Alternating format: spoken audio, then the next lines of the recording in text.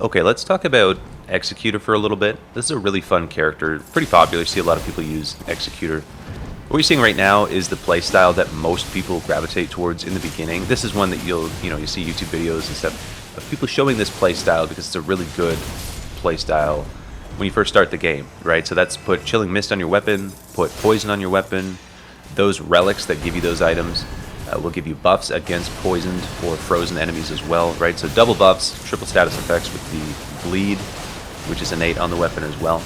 That's all fine and pretty fun, but I want to encourage you to lean into the Cursed Blade playstyle, which actually doesn't take advantage of those affinities that you put on your weapon, but instead it takes advantage of the unique movesets that the Executor has.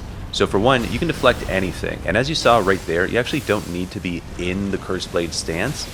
When you switch to the Cursed Blade stance, the unsheathing animation actually has parry frames, so you can cleanly switch back and forth between the two playstyles if that's how you want to play it, and that's what I'm showing in this clip here, right? So switch to the Cursed Blade, block an attack, immediately go back to the Frozen Sword, or the Chilling Mist, and you definitely can play it that way. However, what I've been doing lately is really leaning into his unique abilities by using the relics that actually enhance that, so giving myself healing on guarding, giving myself healing when I trigger the Sacred Blade there. So you can see after every 4 hits that we parry, our blade turns gold. We get a little bit of a damage buff on it, but it also allows us to do that cool little swoopy attack there, which does pretty big damage and pretty big stance damage as well. So if you keep deflecting, it's literally every 4 hits will activate that sword for you. There's no cooldown on it, so you can use that attack quite a bit here.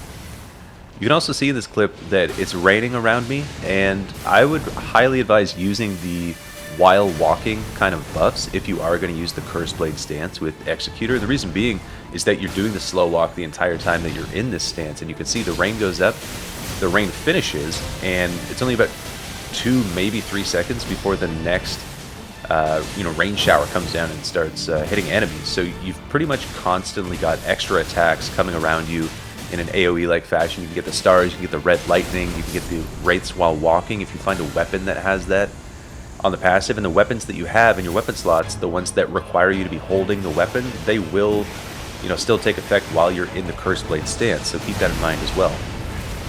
Here's another good thing that I want to highlight, and that's reviving while using Executor. So there's certain characters that are really good for reviving. That would be Guardian and Revenant.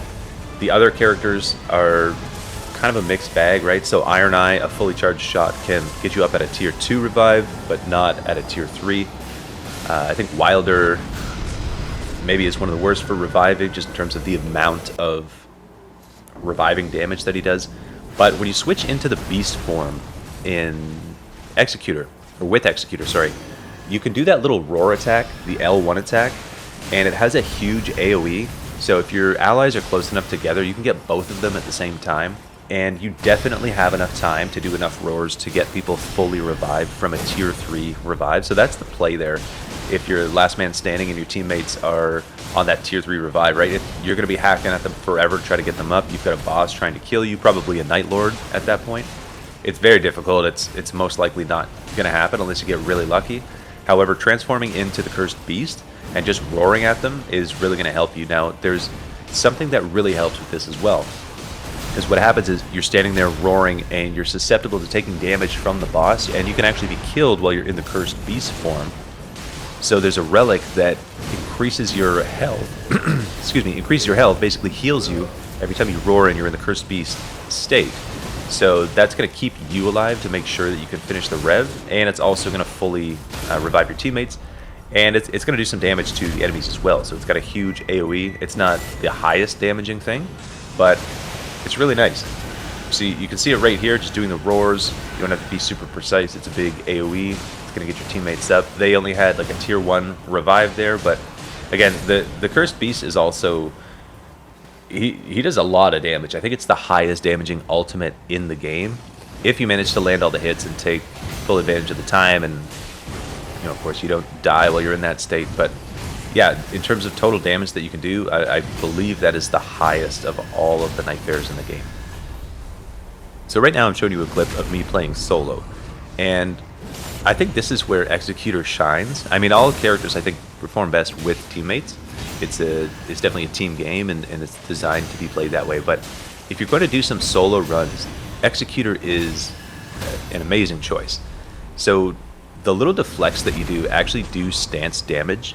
So when you're fighting an enemy one-on-one and they're constantly going after you, if you kind of get into that mode where you can deflect everything, like in Sekiro, you're able to do just an insane amount of stance damage, right? We already got one stance break on him, just from, well, not just from the deflects, but see, there's another one triggered by the deflect.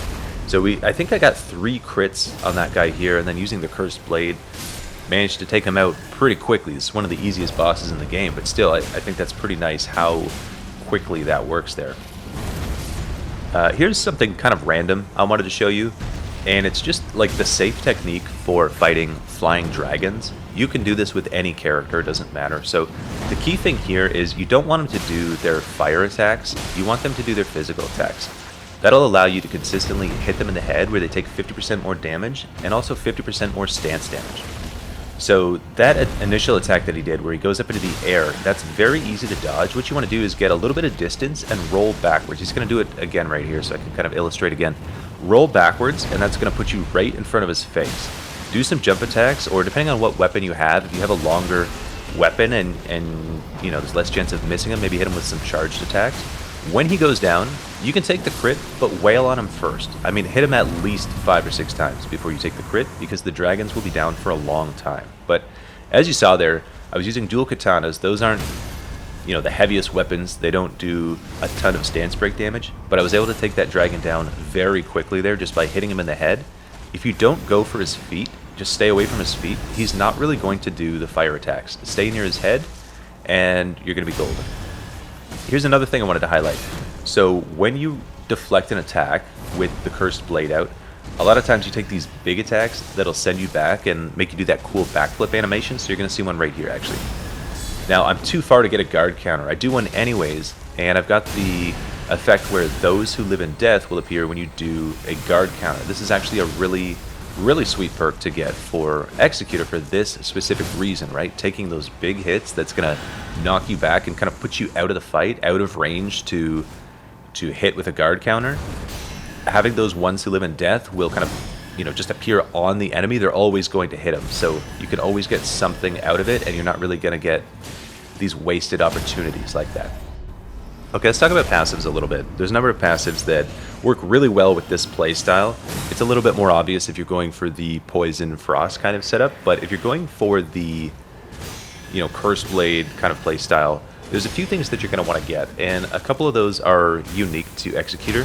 So one of them I already mentioned, it's the Roar healing ability. That's really nice just for reviving your teammates, and you may need to revive your teammates, you know, throughout the course of the run. I mean, typically you'll have to revive teammates at some point throughout the course of a run, especially playing with randoms, right? So that's a good thing to keep in mind. But otherwise, I've got the ability, or I guess the passive that says I slowly regain HP when I unlock a use of the Cursed Sword, right? So after every 4 deflects, when my weapon starts glowing gold, like it is now, I'm going to get a little bit of healing. You can see my health bar here just kind of slowly ticking up. It's not much, but it's just something a little bit extra and kind of encourages you to lean into that playstyle. But I also have the HP regain on blocking, and you're going to be doing that constantly.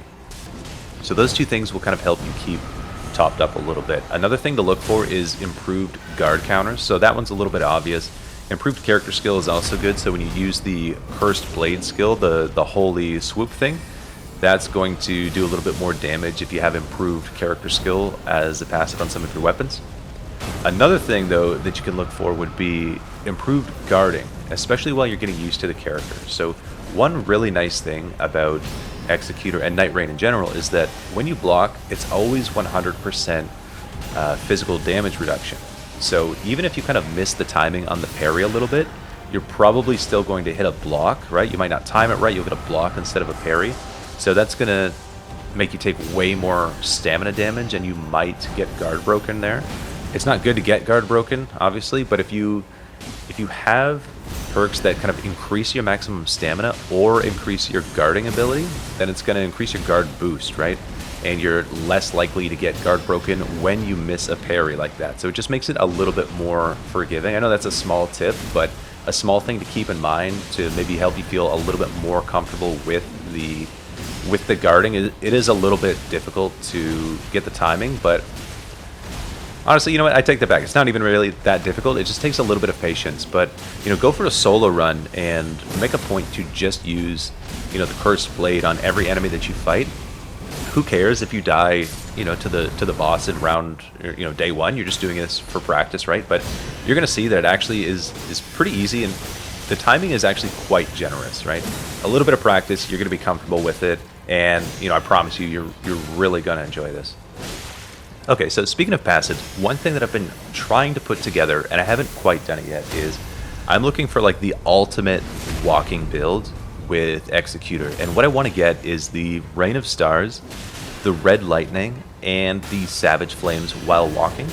And then I also want to get a weapon to put in the left hand that has the effect Wraiths while walking. And then what you just saw there was a big Holy Burst. The Holy Burst was also a passive that I got on one of the weapons that I'm holding. So essentially it says Holy Burst on guard counters. So kind of similar to the Those Who Live in Death. You know, either of those would be great to go along with all of the walking perks. So just having these constant AoEs while you're walking around just menacingly, and then having these extra effects every time you do a guard counter, so it's just extra damage on the damage that you're already doing. That's kind of the build that I'm going for and hoping to get at one point. If I do, I'll post a clip of it. Oh, look at this. If you didn't know you can deflect that, now you know. So that's the video. I hope you enjoyed. Peace, y'all.